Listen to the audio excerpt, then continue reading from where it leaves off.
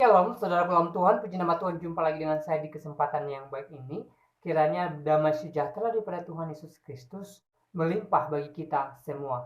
Saudara dalam Tuhan, mungkin sering kita mendengarkan satu kalimat, ya, tidak ada yang mustahil bagi Tuhan. Dan kalimat ini cocok banget buat video yang berikut ini, di mana dalam video ini kita boleh melihat di mana di daerah Sunda ada salah satu kampung yang mana di kampung ini hampir 100% masyarakatnya beragama Kristen, dan awalnya mereka memang bukan Kristen, tetapi oleh kuasa Tuhan ya mereka mengalami jamahan Tuhan dan akhirnya percaya kepada Tuhan Yesus. Dan saudara dalam Tuhan, pertanyaannya, apakah mereka menjadi Kristen karena kristenisasi?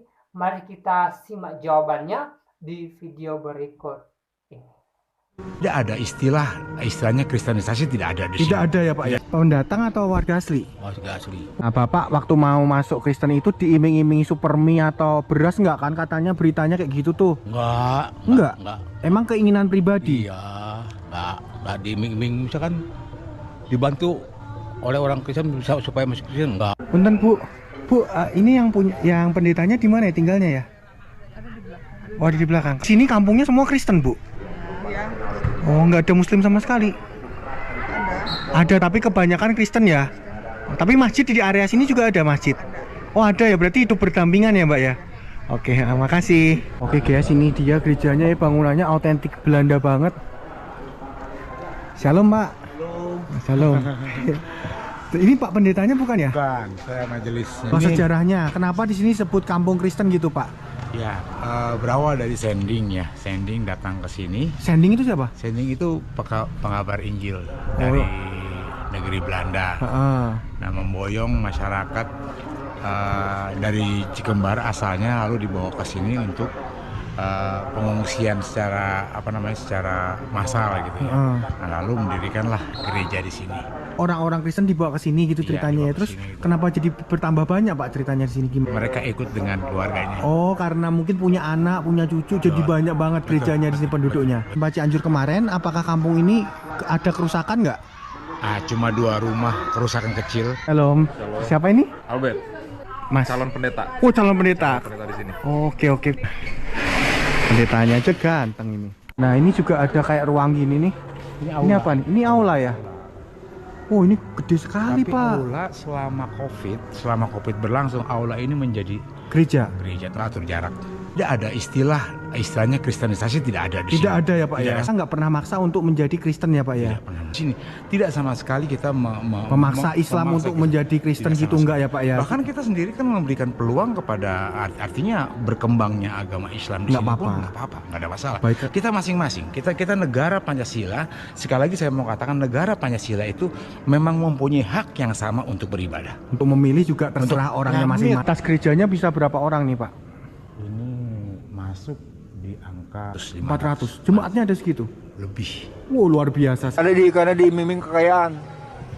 Jadi dia udah jadi masuk Islam, tapi diiming sawah, balik lagi ke Kristen. Oke, ini ada bapak-bapak nih. Bentar Pak. Pak, namanya siapa Pak? Pasar jadi. Kristen juga? Iya, Pendatang atau warga asli? warga asli. Nah, Bapak waktu mau masuk Kristen itu diiming-imingi super mie atau beras nggak kan? Katanya beritanya kayak gitu tuh. Enggak.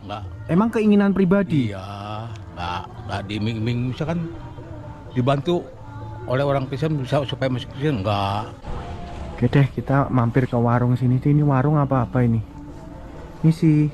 Ini warung atau apa ya?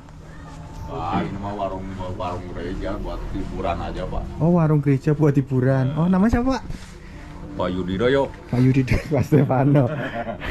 Pak, Bapak asli warga sini? Asli Asli. Agamanya? Kristen. Oh, Kristen juga. Ceritanya gimana Pak? Bisa jadi Kristen dipaksa, diiming-imingi Oh, Bapak beras, dari- katanya ada berita kayak gitu. Bener nggak tuh? Enggak, Enggak. kita mah dari bayi. Oh, dari bayi. Orang tua Bapak berarti juga udah Kristen Kristen duluan. dari dulu. Wah, ini ada roti nih. Jadi, ini Bu roti apa nih, A? Roti tawar ya?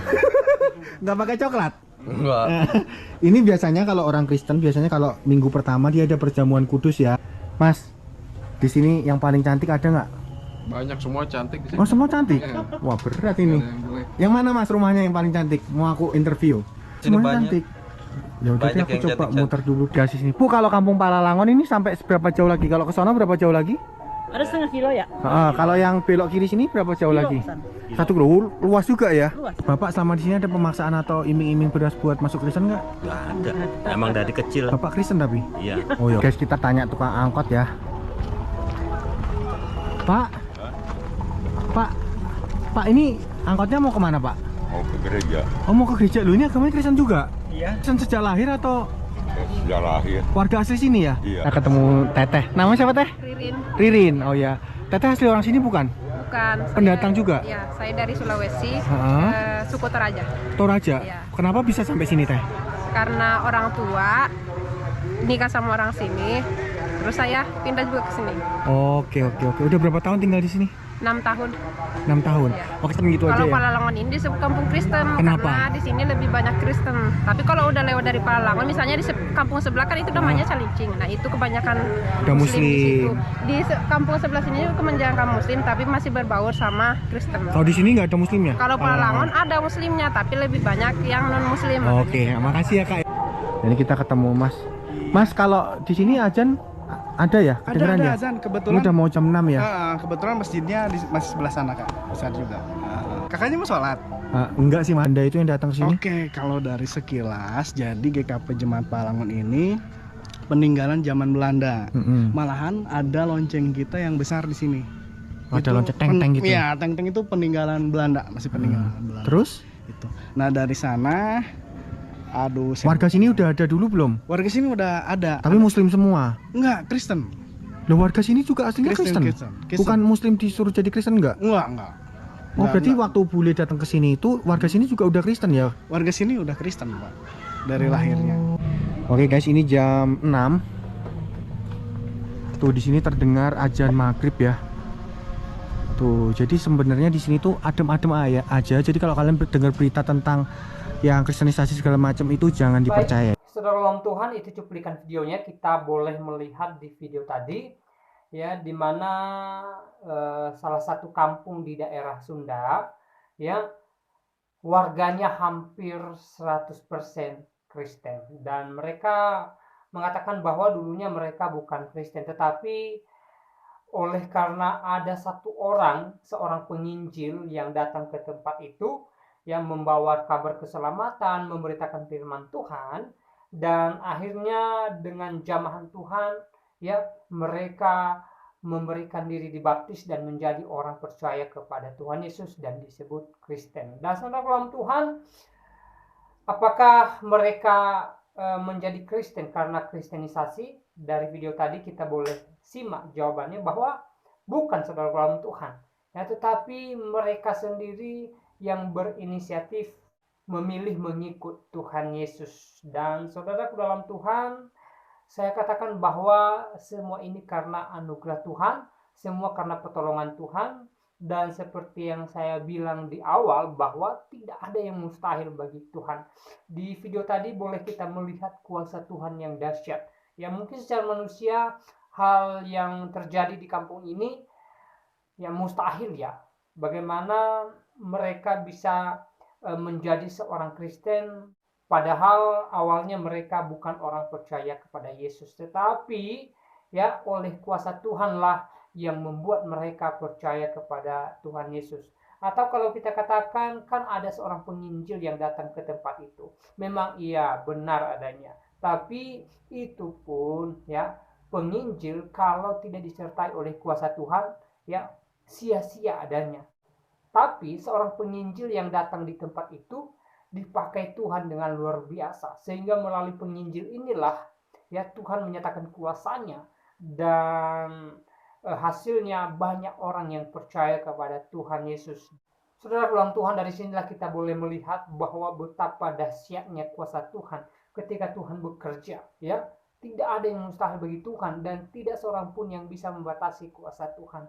Kalau Tuhan yang menutup, tidak ada seorang pun yang bisa membuka, dan sebaliknya, jikalau Tuhan yang membuka, tidak ada seorang pun yang bisa menutup, saudara dalam Tuhan. Jikalau Tuhan yang membuka hati seseorang untuk percaya Yesus, maka tidak seorang pun yang bisa menutup hal itu. Tidak seorang pun yang bisa menarik dia dari tangan Kristus. Karena kenapa? Karena Kristus adalah Allah yang perkasa, Allah yang ajaib, yang menciptakan langit dan bumi, dan yang memberikan kita hidup. Jadi hidup kita ini milik Tuhan, milik Kristus. Kalau Tuhan mau kita menjadi orang percaya, maka itu pasti terjadi dan kita menjadi orang yang setia kepada Tuhan Yesus. Sekali lagi saya katakan, ya, melalui seorang penginjil, Tuhan menyatakan kuasanya di salah satu kampung di daerah Sunda ini. Ya, kuasa Tuhan sangat dahsyat, saudara Tuhan, sampai-sampai hampir 100% warga daripada desa ini menjadi orang percaya. Dan kita doakan semoga di kemudian hari semakin banyak yang percaya, bukan karena kristenisasi, tetapi karena mereka mengalami jamahan Tuhan, mereka mengalami pertolongan Tuhan, dan mereka mengalami anugerah Tuhan yang besar, sehingga melalui anugerah Tuhan yang besar yang mereka alami, mereka percaya kepada Tuhan Yesus, sehingga semakin hari semakin banyak orang yang percaya kepada Tuhan Yesus. Saudara dalam Tuhan, kiranya video ini memberkati kita, menguatkan iman kita, dan mengingatkan kita bahwa terlalu besar kasih Tuhan dalam kehidupan kita, dan kuasa Tuhan terlalu ajaib. Dan saudara dalam Tuhan, kiranya video ini menguatkan iman kita, membuat kita semakin teguh di dalam Tuhan. Dan di kesempatan ini juga saya mau katakan, jika saudara mengalami berbagai persoalan pergumulan, jangan khawatir, tetap serahkan pergumulan kepada Tuhan dan percayalah bahwa Tuhan akan bertindak buat saudara di waktunya Tuhan. Kiranya video singkat ini memberkati kita dan Tuhan Yesus memberkati kita semua.